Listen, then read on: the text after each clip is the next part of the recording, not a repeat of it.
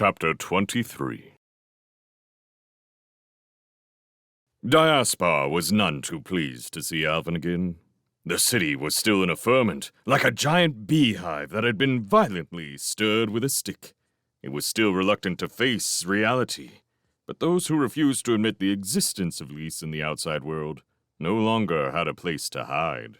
The memory banks had ceased to accept them. Those who tried to cling to their dreams and to seek refuge in the future now walked in vain into the Hall of Creation. The dissolving, heatless flame refused to greet them. They no longer awoke, their minds washed clean, 100,000 years further down the river of time. No appeal to the central computer was of any avail, nor would it explain the reason for its actions. The intended refugees had to turn sadly back into city to face the problems of their age. Alvin and Hilvar had landed at the periphery of the park, not far from Council Hall.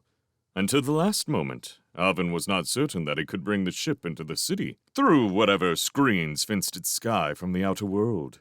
The firmament of Diaspar, like all else about it, was artificial, or at least partly so. Night, with its starry reminder of all that man had lost, was never allowed to intrude upon the city. It was protected also from the storms that sometimes raged across the desert and filled the sky with moving walls of sand. The invisible guardians let Alvin pass, and as Diaspar lay spread out beneath him, he knew that he had come home. However much the universe and its mysteries might call to him, this was where he was born and where he belonged.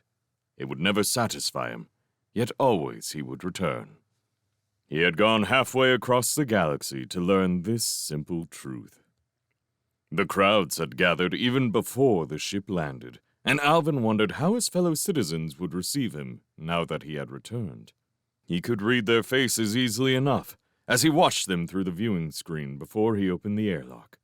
The dominant emotion seemed to be curiosity, in itself something new in Diaspar. Mingled with that was apprehension, while here and there were unmistakable signs of fear. No one, Alvin thought a little wistfully, seemed glad to have him back. The council, on the other hand, positively welcomed him, though not out of pure friendship. Though he had caused this crisis, he alone could give the facts on which future policy must be based. He was listened to with deep attention as he described his flight to the Seven Suns and his meeting with Vanamonde. Then he answered innumerable questions with a patience which probably surprised his interrogators. Uppermost in their minds, he quickly discovered, was the fear of the invaders, though they never mentioned the name and were clearly unhappy when he broached the subject directly. "If the invaders are still in the universe," Alvin told the council, "then surely I should have met them at its very center. But there is no intelligent life among the Seven Suns. We had already guessed that before Vanamonde confirmed it. I believe that the invaders departed ages ago. Certainly Vanamonde, who appears to be at least as old as Diaspar, knows nothing of them." "I have a suggestion," said one of the counselors suddenly.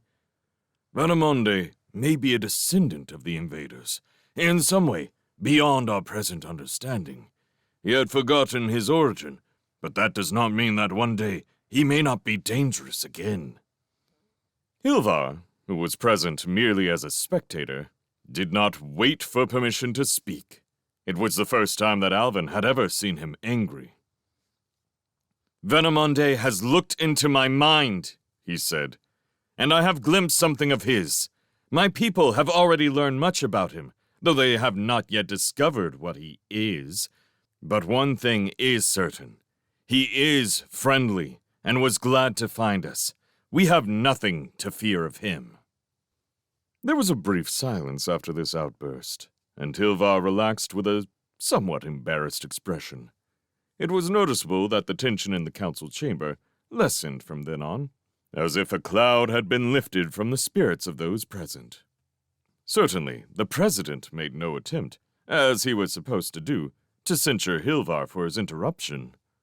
It was clear to Alvin as he listened to the debate that three schools of thought were represented on the council, The conservatives, who were in a minority, still hoped that the clock could be turned back and that the old order could somehow be restored.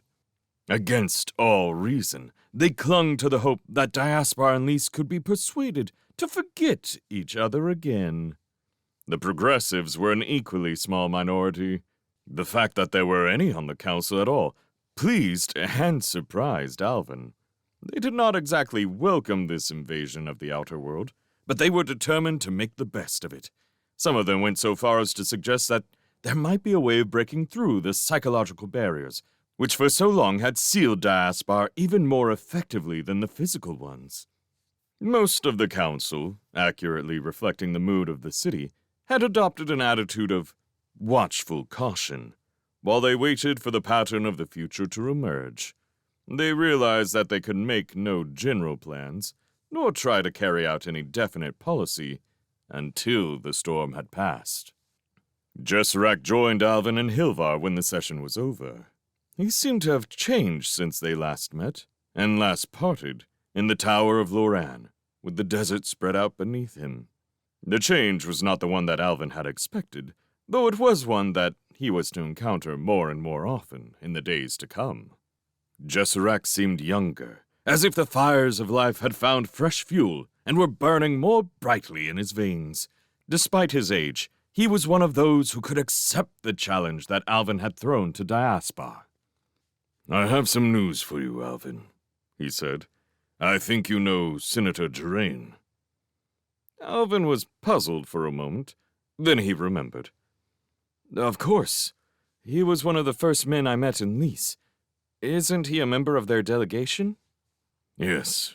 We have grown to know each other quite well. He is a brilliant man, and understands more about the human mind than I would have believed possible. Though he tells me that by the standards of Lys, he is only a beginner. While he is here, he is starting a project which will be very close to your heart. He is hoping to analyze the compulsion which keeps us in the city, and he believes that once he has discovered how it was imposed, he will be able to remove it. About 20 of us are already cooperating with him." "And you are one of them?" "Yes," replied Jessarak, showing the nearest approach to bashfulness that Alvin had ever seen or ever would see. "It is not easy and certainly not pleasant, but it is stimulating." "How does Geraint work?" "He is operating through the sagas. He has had a whole series of them constructed and studies our reaction when we are experiencing them. I never thought, at my age, that I should go back to my childhood recreations again." "What are the sagas?" asked Hilvar. "Imaginary dream worlds," exclaimed Alvin. "At least, most of them are imaginary, though some are probably based on historical facts. There are millions of them recorded in the memory cells of the city. You can take your choice of any kind of adventure or experience you wish, and it will seem utterly real to you while the impulses are being fed into your mind." He turned to Jessarak. "What kind of sagas does Geraint take you into?" "Most of them are concerned, as you might expect, with leaving Diaspar. Some have taken us back to our very earliest lives, to as near to the founding of the city as we can get. Geraint believes that the closer he can get to the origin of this compulsion, the more easily he will be able to undermine it." Alvin felt very encouraged by this news. His work would be merely half accomplished if he had opened the gates of Diaspar, only to find that no one would pass through them. "Do you really want to be able to leave Diaspar?" asked Hilvar shrewdly. "No," replied Jessarak without hesitation. "I am terrified of the idea. But I realize that we were completely wrong in the thinking that Diaspar was all the world that mattered, and logic tells me that something has to be done to rectify the mistake. Emotionally, I am still quite incapable of leaving the city. Perhaps I always shall be. Geraint thinks he can get some of us to come to Lys, and I am willing to help him with the experiment, even though half the time I hope that it will fail." Alvin looked at his old tutor with a new respect. He no longer discounted the power of suggestion, nor underestimated the forces which could compel a man to act in defiance of logic. He could not help comparing Gesserak's calm courage with Kedron's panicked flight into the future. Though, with his new understanding of human nature, he no longer cared to condemn the jester for what he had done. Geraint, he was certain, would accomplish what he had set out to do. Gesserak might be too old to break the pattern of a lifetime, however willing he might be to start afresh. That did not matter, for others would succeed, with the skilled guidance of the psychologists of Lys, and once a few had escaped from their billion-year-old mold, it would only be a question of time before the remainder would follow. He wondered what would happen to Diaspar, and to Lys, when the barriers were fully down. Somehow, the best elements of both must be saved and welded into a new and healthier culture. It was a terrifying task, and would need all the wisdom and the patience that each could bring to bear. Some of the difficulties of the forthcoming adjustments had already been encountered. The visitors from Lys had, politely enough, refused to live in the homes provided for them in the city. They had set up their own temporary accommodations in the park, among surroundings which reminded them of Lys. Hilvar was the only exception, though he disliked living in a house with indeterminate walls and ephemeral furniture. He bravely accepted Alvin's hospitality, reassured by the promise that they would not stay here for long. Hilvar had never felt lonely in his life, but he knew loneliness in Diaspar.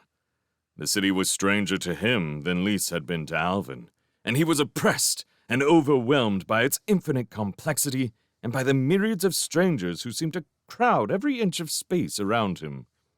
He knew, if only in a tenuous manner, everyone in Lys, whether he had met them or not. In 1,000 lifetimes, he could never know everyone in Diaspar, and though he realized that this was an irrational feeling, it left him vaguely depressed. Only his loyalty to Alvin held him here in a world that had nothing in common with his own. He had often tried to analyze his feelings toward Alvin. His friendship sprang, he knew, from the same source that inspired his sympathy for all small and struggling creatures. This would have astonished those who thought of Alvin as willful, stubborn, and self-centered, needing no affection from anyone, and incapable of returning it even if it was offered. Hilvar knew better than this. He had sensed it instinctively, even from the first. Alvin was an explorer, and all explorers are seeking something they have lost. It is seldom that they find it, and more seldom still that the attainment brings them greater happiness than the quest. What Alvin was seeking, Hilvar did not know. He was driven by forces that had been set in motion ages before, by the minions of genius who had planned Diaspar with such perverse skill, or by the men of even greater genius who had opposed them. Like every human being, Alvin was in some measure a machine, his actions predetermined by his inheritance. That did not alter his need for understanding and sympathy, nor did it render him immune to loneliness or frustration. To his own people, he was so unaccountable a creature that they sometimes forgot that he still shared their emotions.